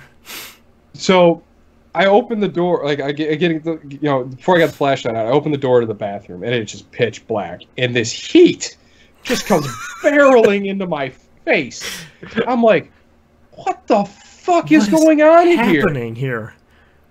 So then I get the flashlight out, find the light, turn it on, and then there's like 3 urinals on the wall, and they are oddly spaced. Like there's one tucked into the corner over here. This one is probably a good 9 inches away. And then the third one is another 4 feet away. For when you need to catch up with your bay in the toilet? I'm like, is this like the skill shot urinal? Or why is this one segregated? I was expecting to see a sign like over top of it. Like you could win $10,000. Like, yeah. Here, aim for the clown's mouth on this one. Yeah. And then I'm like, all right, then I go look for a sink. There's no sink. I'm like, and then I was like, oh my god, they have one of those circle sinks, like the one where you get the little foot pedal and it rains the water into it. So I get the degreasing stuff, I wash my hands, and like this, and then all of a sudden I notice the water isn't going down in it. I'm like, oh good god. Oh god, no. So there's a little drain in it that I'm like trying to scoop out just with one finger, because I got to rewash my hands now. Just scoop out the drain that has probably a dozen paper towels like just floated into that spot. It's never boring. It's never boring being you. Then Donnie comes crashing into the bathroom. He's like, "Oh wow, it's warm in here." Local man killed. Final words were, "Oh wow, it's warm in here." I'm not kidding. Like, it wasn't warm. It was a sauna. It was so hot in there. Like, I almost wanted to start peeling off layers. Oh god. Like, when you walk into a room and that heat hits you, you're like, whew. Well, it like takes the breath out of your lungs. You're like, why? Yeah. Yeah, like that apartment you shared with a bunch of people when you were in the basement, where they didn't understand. Don't put the heat super high when you come out of the cold temperatures. Set it at a normal temperature, and then you won't be hot in half an hour. You'll be fine. They'd turn it to like 90. Half an hour later, they'd be like, "Why is it so hot in here?" Oh, god. Meanwhile, I'm in the basement with a leaky window and a motorcycle. Mm-hmm. the motorcycle is in my room. Your nuts off. No, I was freezing. Like, I had space heaters. Like, I was the guy huddled with a blanket over a space heater playing Ninja Gaiden on my little TV, just freezing. God, that place sucked. Oh yeah. I refused to go upstairs and talk to him, so I just pee in the utility sink. Yeah. Man. All right, well, you ready to... They had that room laid out, though. Had a lot of posters up. Oh, yeah, it was a nice place. Except for the motorcycle. Every once in a while, Knobs and I would be hanging out over there. The door would open, and a motorcycle that was still on would come into the basement. And they'd be like... They'd turn it off, and they'd be like, "Hey, guys, what's going on?" It's like, are you fucking kidding me? Just wheel it in here. Turn it off outside. Yeah, wheel it in there, and then I gotta smell exhaust. That's why it has a kickstand. So that like I'm like falling asleep with probably carbon monoxide poisoning. Oh yeah. All right, you guys ready to wrap this thing up? Yep. All right. All right, ready in 3, 2, 1. Welcome back, everybody. We got releases this week for December 11th, 2017. Okami HD for the PC, PlayStation 4, and Xbox One. Yes. That game looks great. I was surprised. There's been 2 warring factions that I think are really interesting. Apparently, the game is locked at 30 frames at 4K, and it's been interesting. A lot of people are like, they take the attitude that I take, which is, it's an older game, so it probably has to, so the game works. Because so many games, if they were locked at that frame rate at that era, it's if you put it up to 60, the physics don't work, the graphics engine doesn't work anymore, the music is all weird. Like, so much of it was tied to the frame rate that they can't, unless they rewrite the game, they can't really do that. So it's the Dark Souls on PC problem. Exactly. When they did Dark Souls, they did a 60 frames per second fix. Hey, all of your weapon durability is now doubled. And we fall through the floor because physics aren't working right. Yeah, it's crazy. Yeah, I don't know, man. I don't know if I could buy that game a third time. I think I have it twice, and I still haven't played it. Yeah. No, I've played it twice, but never really played it. So long. Yeah, man, that's part of the problem. Yeah. Yeah, so the end is nigh for the Switch. It's I played that a little bit on PC. That's pretty good. I like it. All right. And Enter the Gungeon for the Switch. That has to be a pretty good platform to play that on, because you can be mobile with that. Yeah. A good sit down in a corner and play that game. Yeah. And PlayerUnknown Battleground comes out for the Xbox. PUBG? Yup. So everybody except for me is going to be playing that for the rest of time, right? We'll see. You know what? I hope it grabs us. And for us, I mean, I hope it grabs Donnie. Yes. The decision maker. If he gets into that game, that will be the thing we play for the next couple of years. That'll be the next Battlefield 4. Right. Mm-hmm. I mean, I've always been disappointed he's never gotten into Siege, but at the same time, he has standpoints which you can't get past with Siege. Sure. It's the hardline argument. He doesn't like that. Right. Well, no cops in PUBG, so let's do it. Yeah, it should be interesting.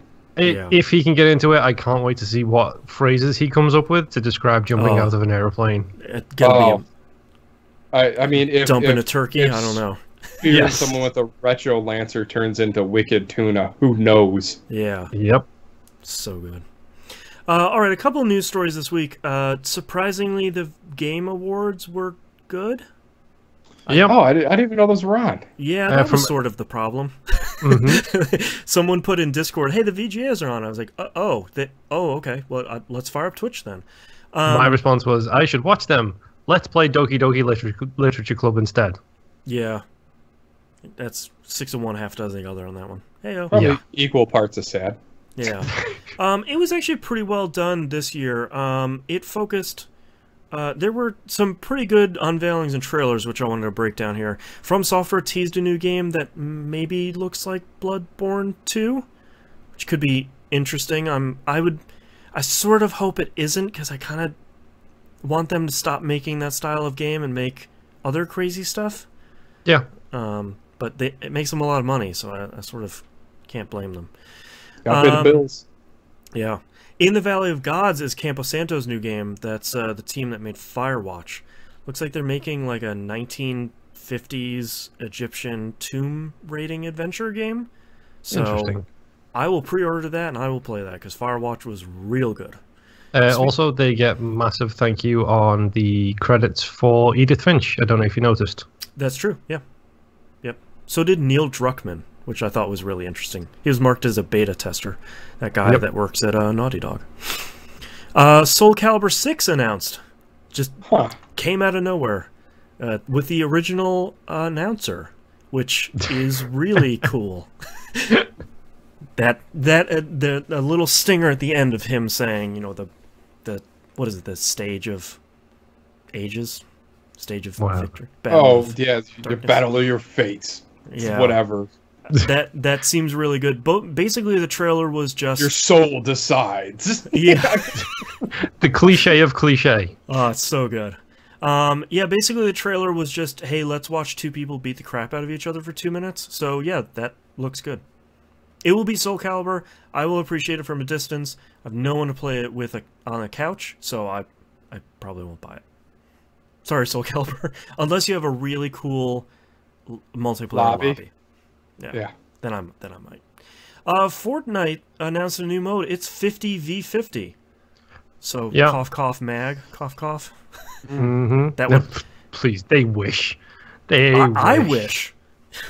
You want to say, hey, Fortnite did mag? I say, cool. Where do I sign up? Oh, just buy Fortnite. Okay, cool. That would be fine. Nice to see Fortnite continuing to do more stuff. Yeah, a little disappointed with the fact that they released the Battle Royale expansion, which is basically PUBG. Except in Fortnite world. Yeah. And they made it free for everybody. And now they don't seem to really care about the game you paid for anymore. It's all in flux. It's all changing. I don't know. Fortnite's interesting. The greatest character action games you probably haven't played, Bayonetta 1 and 2, are headed to the Switch. If you haven't played them, that's a really good time to do so, especially because they announced Bayonetta 3, which, holy crap, really? That's exciting. Wait, is that a Nintendo exclusive? It's a Switch exclusive. Yeah. Son of a... Come on. Yep. Honestly, Nintendo's the only company that wants to give them money, so Nintendo gets they get to write the contract. So you know what? I guess that game's still the thing, which is, I think, a good thing. Yeah. Did you ever play Bayonetta 2? I own it, but it was on the Wii U, so I didn't play it. Sort of a bummer. And now this is going to be on the Switch, so it means I won't play it. I loved the first one. First one was great. Play the crap out of that. Nintendo, all you need to do is get me a Metroid game. That way I can play Bayonetta, because I am not buying a Nintendo console that doesn't have Metroid. Yep. 2-for-1 deal. Kojima Productions showed off another Death Stranding trailer. I'm done with this. Is it the Norman Reedus thing? Yeah. Yeah. I'm just done. I'm not even going to pay attention to it, because right now it's Kojima as Kojima can be, and I won't care until I see what the actual game is, because that's my whole thing. Is like, so there have been so many threads where it's like, oh, it's genius. Oh, what's the gameplay going to be like? I cannot bring myself to be that interested yet until it's a game. I honestly don't think it is right now. That's the biggest thing. I think it's just a bunch of CG cutscenes. They made a specific note to mention at the PlayStation Experience that half of that trailer was real-time running on the PS4 Pro, which, sure, okay, whatever. Why not? It's, to me, these aren't the great Kojima trailers. Like the 17-minute Metal Gear Solid 3 trailers, those are the good ones, because you get to see a lot of story, a lot of gameplay. This is just, hey, I'm Kojima, and I like putting out weird stuff that makes people confused. It's the Metal Gear Solid 5 trailer? Yeah. How can Kojima still be doing stuff, and Itagaki can't make another game? Metal Gear Solid, that's why. Yeah, I think Itagaki never got the right backers. I don't think enough people trusted Itagaki, and I think the right people trusted Kojima. And I think part of that is because Kojima is well known for being a very affable guy, and Itagaki is well known for being a super D. And it's man, he's a super D and made some great games. Yeah. And then as soon as he left, they didn't. And he didn't, unfortunately. So, which is kind of a bummer. And last but not least, Sea of Thieves launches March 20th, 2018. Hey, looks pretty good. That trailer was pretty interesting. They showed that way too early, I think, but... Oh, yeah. It's the Crackdown. Yeah, well, yeah. Except this one's coming out. But I think... Come on. I think every time they have shown this game, it has been a huge improvement over what they've shown before. And I think that's what's really important for them in these trailers, is to say, cool, here was this first trailer, now the second one is an actual real game, and now this one is, hey, this is the game that's coming out, and there's a ton of stuff for you and your friends to do in it. Yeah. I think that's really important. So, a couple of really interesting things that came out, and I think Game of the Year was Breath of the Wild, which was, I thought was sort of a surprise. I didn't really see that coming. It wasn't even going to be Prey, sadly, because we don't run it. But, you know, I think Breath of the Wild was sort of a surprise. And I think best story was What Remains of Edith Finch. I know it won something, but I don't know what it won. Best narrative, I think it was, which set Twitter ablaze with, what's this now? Instead of, oh, I'll just play it. So, next news story, Capcom announced Mega Man 11. That actually looked good. It is not pixel-based, and basically it looks like they're making a good Mighty Number 9. Yep. Which, to be fair, is a very, very low watermark. But I think the unveiling of the graphical style on this is sort of like, oh, that's how it's supposed to look. Gotcha. Cool. Okay. So it very much is 3D models, 2D plane, you know, 8 Robot Masters, and it's Mega Man 11. It's going to come in summer of 2018. And it's, yeah, I saw some video of this. That looks legit. Yeah, and I think it looks like what I was hoping to get from Mighty Number 9. And I think it's been long enough since Mega Man 10 that I could be pretty interested in it, because 9 and 10 came too close to each other. There needed to be more breathing room between them. Having never played a Mega Man game, I really don't care. I would still recommend 9. I think 9 is really good. Of the modern ones, Mega Man Collection 1 and 2 are both coming to the Switch as well. Collection 1 is good. Collection 2 isn't. I think they're coming out with the Mega Man X collection also, which is... That would be the one I would start with if you had never played a Mega Man game. Mega Man X is probably where it would be at. Yeah, X1 is still really good. Did you see that video of that dude that beat Mega Man X, 2, and 3 with the same controller at the same time? Yeah, that was fascinating. What? Some games, like in 2 games, he's running into a wall, because the 3rd game he needs to keep running across the stage and backtracking to keep going forward. Like, it's... God, that's so cool. Man. Speedrunners. And last but not least, Sony had their PlayStation Experience 2017, which, they did not lie, was a much smaller showcase than in previous years. They did announce Wipeout Collection, the Omega Collection, is now getting a VR update. Oh, good God. Which is just a vomitorium. Yep. Are you ready to throw up a lot? Even in the trailer, I was sort of like, this is... In 2D, this is a bit much for me. Because it's full-on in-cockpit. Like, does it feel like I feel like they're milking that franchise right now? They've closed all the studios who used to make it, and the fact that you're putting something which, in my opinion, is totally unsuitable for VR in VR, and just calling it Wipeout. I thought the Omega Collection was fine. I think this The Omega Collection was great. I think this is sort of padding the ranks of VR, where it's like, now we have old number +1 VR titles. Yeah. So, don't worry, we haven't forgotten about you, Vita. I mean, PlayStation VR. There's a bunch of Vita games that came out this week. I know. Papers, Please is coming out next week. Oh. 2064 Read-Only Memories just came out. Now, let's talk about a game that would be great in VR. Papers, Please. Yeah. God of War, Cory Balrog. I always want to say Barlog. I always want to say Barlog. I always want to say the Street Fighter character. It's not. He was talking a bunch about a very ragged trying to finish the game. Cory was up there talking, and he's saying that I think this shows how little I know about God of War, because I'm just sort of waiting for it to come out, that it's going to be around a 30-hour experience.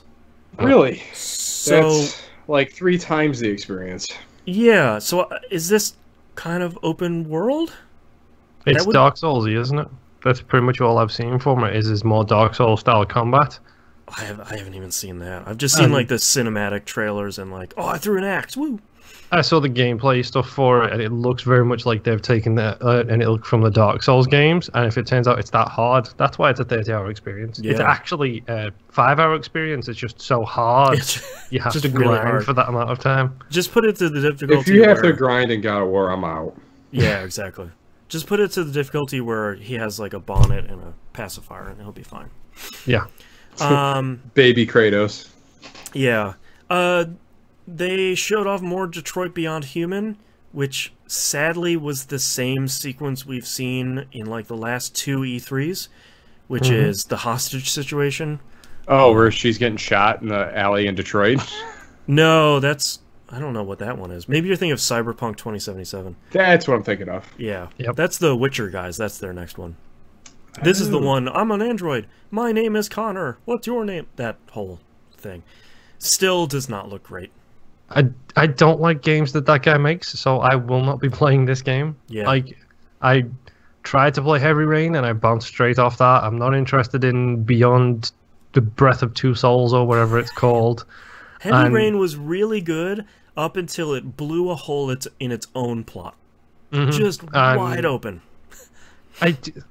This guy, like, for lack of a better way to put it, this guy seems to only care about graphical power, and I don't care about how great your game looks if the gameplay is complete and utter crap. Or if the story is not. You know, the whole thing about, you know, a bunch of people have been interviewing David Cage, and they're like, this is really like a powerful, like, rise up, you know, androids versus human story. And he's like, no. Why would it be? And it's like, well, then what the hell are you... What are your trailers saying? That's literally what your trailers are saying about your game. Anyways. A game I didn't know I wanted is called Donut County.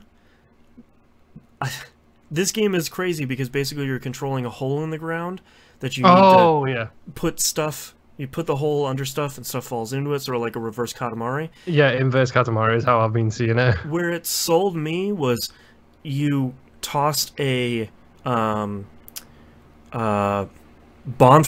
in the hole, so smoke started coming out of it, and then you went under a hot air balloon, and then that made the hot air balloon raise out. And I was like, oh, okay, so there's going to be some puzzly stuff here. Cool.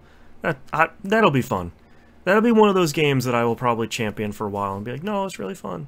Like Tornado, Twister, whatever it's called. Yeah, that was a good game. 2 thumbs up. Medieval is getting a remaster for the PS4. See, I didn't know it was a remaster. I just saw Medieval. I thought, yes, they're making a new game. No, they're making a remaster. Guess what? I now don't care anymore. I still care because I really like the first Medieval game. I sort of wish they would have just made like a brand new, smaller, downloadable Medieval. But the first Medieval is really good. I love Medieval. I just don't want to play it again 20-something years after the fact. Not every game is Castlevania Symphony of the Night. And it's sort of... I don't know how you're going to remaster a very, very early PS1 game. I don't... Interesting. And last but not least, I had to hide it in the news stories from Knobs. Gungrave VR was announced. Coming out for the PSVR and other VR products next year. They're making a VR first-person Gungrave. I genuinely did not see this coming. Is this a PlayStation VR experience? And other VR platforms. Okay. I was going to say, you're going to make Knobs go out and buy a PSVR now. No, oh, that would be the ice. That would be the icing on the cake that now I got to buy another headset. Yeah. Surprisingly, the darkest horse of PS2 character action games, Gungrave, where you are carting around a coffin that shoots people, will in now the best be a VR ways. game. How are you going to do the bullet dance? This is going to be weird. Hey, man, I don't know. We'll find out when it comes out and you buy it day one. Yep. Oh, yeah, this will be bought. Yeah. Hopefully I can get this VR thing set up so I can... Yeah, once you finish drilling holes in your house. Yeah, once I finish drilling holes and I start yelling at people in Star Trek Bridge Commander, which is going to be awesome. Yeah. I can't wait to play that. That's all of our news stories, and we don't have any questions this week. So thank you very much for listening to our episode. If you'd like to visit us, you can do so at tvgp.tv. Email us tvgpfans@gmail.com. Tweet us at tvgp. The link to the Discord and all the other links are on the now working, thank you GoDaddy website, tvgp.tv, on the right-hand side of the page. All right, and hey, come play games with us Monday night, 10 p.m. EST on the Xbox One. We're always playing something that particular night. Tuesdays, I guess Destiny. Wednesdays, Rocket League and PlayStation 4, and Thursday through the weekend, come join us for our golf tournaments. They are trying to do them bi-weekly. Once every 4 days, the place goes crazy. Yep. Yep. So. And our current game club title is Inside, that we're going to be talking about next week. The very last game club game for the year. What, Knobs is... or Moonpear shaking his head. Is this a month already? It's another game I'm going to plow through in a week. Okay. Wait, that's next... Do we got to do predictions and that next week? Yes. Yes. Well, game club is on Saturday, predictions are on Sunday. Don't worry, it's a day apart. I just have to edit them all on the same day. So go play Inside and watch us live, twitch.tv/E1M1 Network, the Heavy Game Podcast over on YouTube, patreon.com/E1M1. I do have a statement about Patreon's recent fee changes. You can go see that even if you're not a patron. We'll see you all next week. Yeah, bye. Bye. Moonpear, hit me with them titles. Hit me with them hot things. Wicked Tuna. Yeah, I have that one. Weirdly Jacked Crow. Because the tenor phrase is so great. Weirdly Jacked Crow, and then, yeah, that crow was yoked. Yeah. Get that bonnet on. Nazis everywhere. A little too close to home, maybe. Yeah. Screw those dogs. Baffling decisions for 1,000, please. Spoiler aliens. F you Boston. Layer of layers. And sad as hell ending and equal parts of sad. I have Inconceivable, Wicked Tuna, That Course Had My Number, You Gotta Pick the Lambo, Layer of Layers, which I really like, It's All Squeezy Bottles, and Weirdly Jacked Crow. I like Knobs' delivery on Layers of Layers. Yeah, Layers of Layers. You see, here's the thing. Wicked Tuna is so inside baseball, and it is so funny. Yeah. I mean, I got to get this streaming up so people can experience the madness that is Donnie. Yeah. Good luck explaining to him how to turn that feature on. No. I'm going to capture party chat and not tell him. That's the thing, he has to opt in. Oh, he'll just go over to Donnie's house and turn it on. Yeah, I'll just turn it on. Yeah. No sense explaining it to him. Just him running across. Here comes a Wicked Tuna. I'm happy to go with Wicked Tuna if you want. Mm-hmm. Wicked Tuna's fine by me. Oh. Knobs, you can be the decider. Layer of Layers or Wicked Tuna. They're both winners. No, I'll go Layers of Layers. Okay. Starting in 3, 2, 1. This is That Video Game Podcast, episode 529 for December 11th, 2017. Layers of Layers. So I can say Wicked Tuna. It's not a dragon's lair. Alright, thank you so much, everyone. Oh, nubs. For watching live. We're done. Well, Moonpear and I aren't done. We have to go record T-Bomb. Yay. Yeah, but we're gonna go eat some pickles. Knobs gonna go eat some pickles. We'll see you all next week. Bye.